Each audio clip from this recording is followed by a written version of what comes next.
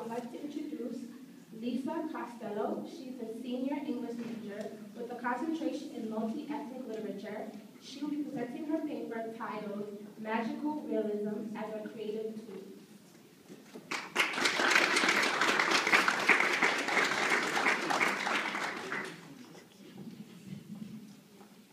It is through the use of magical realism that author Salvatore Plasencia is able to create a fictional world that is so inclusive of every source of the imagination that he himself became a character in his novel, The People's Paper. In attempting to define magical realism, critics Vicente Cabrera and Luis González de Valle made clear their distinction of this aesthetic style in that the new Latin American writer is not content to simply imitate reality, but insists on becoming an inventor of alternate realities within the already existing one in the fullest sense. While this assertion on magical realism was made many years ago, it could not be more fitting to how and why Plasencia brought together this alternate reality in The People's Paper. Throughout this paper, we will cover the importance of magical realism to the creative mind of this author. The quotation aforementioned will cover many topics discussed as we go through the power of authorship, the impact of Plasencia's self-inclusion in the novel, the significance of the novel's outcome, and the conveyed relationship between the author and the characters. Magical realism is focused on as the sealants of the creative journey that brought this novel to life. The power of authorship is the ability by which Plasencia, as the author, has self-appointed allowances to do whatever he wants to express his creativity and to convey his message through his work. In the format of this novel, Plasencia has created chapters that have multiple narratives occurring in the form of columns on the page. The reader will find that the narratives of each column seem to be taking place simultaneously with one another, and in most cases they are. Plasencia's control of his characters is intriguing. As the novel begins, we have Federico de la Fea proclaiming a war for volition and against the commodification of sadness.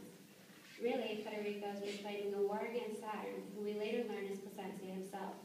What was intriguing about the control of his characters by authorship is in the intentional loss of control. At the end of part 2 in the novel, the woman that Plasencia has dedicated this book to, and the real inspiration for the entire story, Liz, has asked of him, "Sal, please leave me out of this story. Start the book over without me," and he does.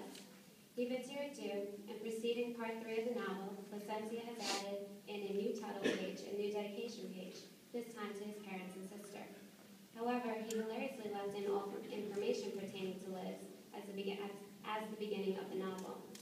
Even though he did start the book over, as an author, he wouldn't undo what had already been done. The intentional loss of control of the characters came in part 3. Suddenly we see Saturn's reserved spot on the left page being left blank, symbolic of his absence, which the characters of the novel felt and expressed. As Little Merced tells us, Federico, who always felt the weight of Saturn on his shoulders, now walked with perfect posture and a step so light it did not ripple even the shallowest puddles. To further prove the loss of control by Saturn, who is also the author of Plasencia, the narratives of characters start landing on different sides of the pages, vertically and horizontally. Even Little Merced was shielding her mind from him altogether beneath blacked-out rectangles and circles. Plasencia's Dedicated to Liz, now Dedicated to Liz writing process brings us to an interesting point about the process of developing characters, which Plasencia discussed in an interview with student Matthew Baker. As Baker inquired about Plasencia's experimentation with non-traditional languages, he specifically mentions how Baby Nostradamus uses silence as a language, represented visually by giant black rectangles. To this, Plasencia responded, "I wasn't satisfied with the Baby Nostradamus signifying silence. As the novel progressed, I tried to turn the darkness from a limp muteness into an effective form of resistance." This exemplifies Plasencia's power of authorship as he creates and recreates as he goes, just as he did with Liz's request, restarting the story mid-book. To refer back to critics Cabrera and González de Valle, Plasencia is not content to simply imitate reality, but insists on becoming an inventor. Falling into the genre of Latin American writers, Plasencia embraces the freedom that is bound to the style of magical realism and utilizes every branch of creativity he can. His format with columns and oversized pages, his illustrations with dot and hash chapter markings, rectangular and circular blurbs, satire, and his use of symbolism laced through every chapter. To continue his breakdown of the critic's definition, magical realism is used by Plasencia to invent alternate realities with in the already existing one. When Placencia inserts himself into the story, he is combining his actual reality with the alternate reality he has created. Before ending part 2, he writes his own characters into his personal life, having them break through the sky and climb into his own, where he is writing their lives. The impact of the scene is intricate. Placencia has already written instructions for his characters and how they are to gain their freedom from Saturn if they were ever to find and enter his house. They are to steal the plot lines and the 105 pages that have been written, leave nothing behind but the title page and the table of contents on which you write, "You are not so powerful."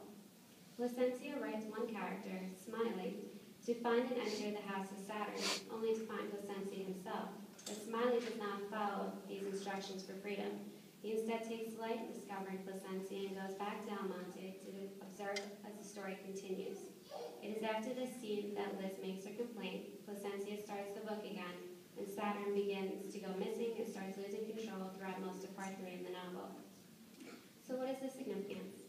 The combination of magical realism and power of authorship. It is by the freedom of this fusion that Placencia creates such a complex situation of power, creation, inclusion, and a possible pinch of obsession. He makes this story more real than reality itself, as his reality becomes one with the magical reality of the story. As the novel nears the end, Saturn has won the war and the characters are written to leave Almonte and move on with their own lives. To understand the significance of Saturn winning the war, it is important to understand what the war meant, which would be a projection of the reader's insights. Reading the novel with the lens focusing on royal power, the victory is reflective of the author's life. The story was created in a haze of sadness and loss of love that Federico suffered from, prompting his relocation to Almonte. It is there that he begins the war on Saturn. The story continues through the healing process of the author. The healing is represented by the self-mutilation that the characters turn to for relief from the sadness. As the author's acceptance of the situation begins, the story comes to an end as the author will no longer write of his struggles through his characters. So he writes his characters to travel out of Almonte, and in the case of Federico and Little Merced, they walk south and off the page, leaving no footprints that Saturn could track. In writing the characters away from him in a way that they can never be found, the author is breaking down the world he has created so as not to return to the struggle against sadness and move on with his life. The last line of the story, "There would be no sequel to the sadness," is the author's way of ending that chapter of his life. Placencia has created a story that completely intertwines the reality of the author with the magical reality of the characters in the fullest sense. For the author, the characters were a coping mechanism. Everything in the story is exemplary of the life and feelings of the author, and even the ending is significant for the author's need to move on, which he will do by writing the characters to move on also. By inserting himself into the story, Placencia utilized his narrative device to solidify the relationship between himself and his characters. Stephen Best and Sharon Marcus described a kind of critical process where the practice of symptomatic reading is a mode of interpretation that assumes that the text's truest meaning lies in what it does not say and seeks to unmask hidden meanings. There is no end to the depth in this novel, as it requires several reads and external research to understand each chapter. In using the symptomatic reading, you are connecting the life of the author with the lives of the characters.